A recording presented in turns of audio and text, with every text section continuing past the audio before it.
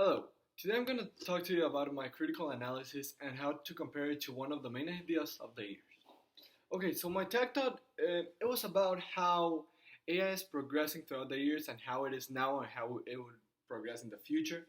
It also talked about how we're turning our world into a dystopia and how our world is currently a dystopia just because companies want to sell out. And how does this connect to the dystopia?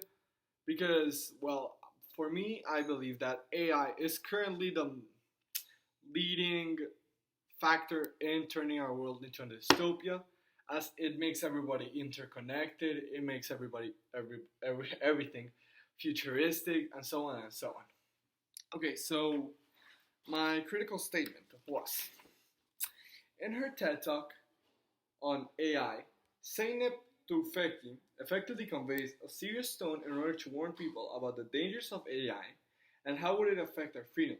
Her argument significantly changes our opinion of AI. Okay, and as I just mentioned, it connects to dystopia in many ways, and I'm going to explain that. And I'm going to explain that using evidence. My evidence number one, proving my critical statement and also how it connects to the main idea, is here. All of this is pulled out from the TED Talk that she did about a year ago. Okay. Evidence 1. Much of the technology that threatens our freedom and our dignity in the near-term future is being developed by companies in the business of capturing and selling our data and our attention to advertisers and others. Facebook, Google, Amazon, Alibaba, and Tencent. Okay, so as you can see in evidence 1, here it clearly connects to my critical statement as it's starting to change our opinion of AI, thinking this is not a good thing, this is going to affect my freedom, this is going to affect my data, me, I can be shared by thousands of companies. And also, it's talking about the dangers as everything is not going to be known about everyone, every secret, you're not going to be able to keep secrets online, it's just not safe. And how to connect it to a dystopia? Well, this thought that everyone knows everything about you is kind of a dystopia, in the sense, and futuristics, in the sense that there's a higher power that knows everything about someone. And that's why I believe it connects with my critical statement and also my main idea. Okay, so evidence number 2. This is long. Yeah. Okay. So here she was talking about an example in Vegas and how companies want to sell more tickets. So okay. So let's push that Vegas example a bit. What if the system that we do not understand was picking up that it's easier to sell Vegas tickets to people who are bipolar and about to enter the maniac phase? Such people tend to become overspenders, compulsive gamblers.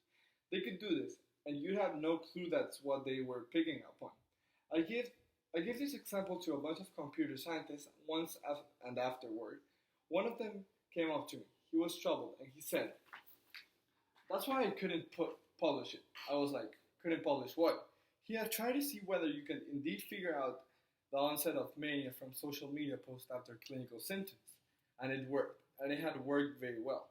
And he had no idea how it had worked or what it was picking up on. Now, the problem isn't solved if he doesn't publish it, because there are already companies that are developing this kinds of technology, and a lot of this stuff is just off the shelf. This is not a very difficult thing anymore. Okay, so how does this connect to my critical statement? Well, this connects again in a very multiple ways. First is changing our opinion of AI as we feel pity for the people that have disabilities and are being taken advantage of by technology, by people that want to sell stuff. Also, again, here they're warning us about the dangers of AI as they can see your mental state, your mental problems, just by advertisement and your online status. Now, again, here our freedom is being taken away from us because they're basically manipulating us into buying tickets just for them to make more money. They don't care about our mental state as long as we pay more. And that's evidence too. And also, this connects to a dystopia because this is a very futuristic thought, as I said. And I believe this also connects to dystopia because the people whose disadvantages are being discriminated in a sense because they're having to spend more money because they're being advertised with things that they like and they are most likely to buy um, than a regular person or a person that doesn't have these disabilities. And yeah, again, there's something overpowered that knows every information about you. Now, for my last statement. So what's going on? Now, YouTube's algorithm is proper theory, but here's what I think is going on. The algorithm has figured out that if you can entice people into thinking that you can show them something more hardcore, they're more likely to stay on the side watching videos after video going down the rabbit hole while Google server serves them ads. Now, with nobody minding the ethics of the store, these sites can profile people who are Jew haters, who think that Jews are parasites, and who have such explicit anti-Semitic content, and that you target them with ads. They can also mobilize algorithms to find you look-alike audiences, people who do not have such explicit anti-Semitic content on their profile, but who the algorithm detects may be susceptible to such message, and lets you target them with ads too. Now, this may sound like an implausible example, but this is real. Again, she's talking about now. She's not talking about the future. She's talking that this is happening now, which proves that she believes that we are living in a dystopia. Again, she's giving an example of how overpowered AI is, and we can connect that to a dystopia, having a higher sense of power, having a government that's overpowered, having a technology that's overpowered. And here she's just saying, in very simpler forms, AI equals bad. How is she connecting that? Well, she's mentioning Nazis, and in a sense, yeah, she's mentioning Nazis as people who think Jews are parasites.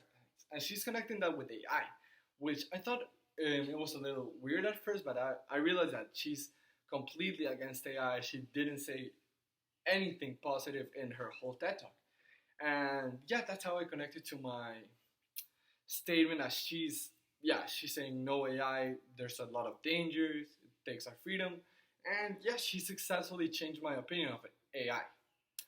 And this connects also to the dystopia, as I just said, as I just mentioned, because yeah, there's a higher power and it's overpowered. Okay, so conclusion. So all of this and my critical statement is correct because my evidence proves that she talks about that how AI is gonna affect our freedom. She changes our opinion on AI, and she also talks about the whole dangers that it may contain. And this connects to my main idea, as it's very futuristic, but we're living it now, which proves that she believes that we are living in a dystopia, not a utopia. And yeah, bye, thank you, hope you enjoyed.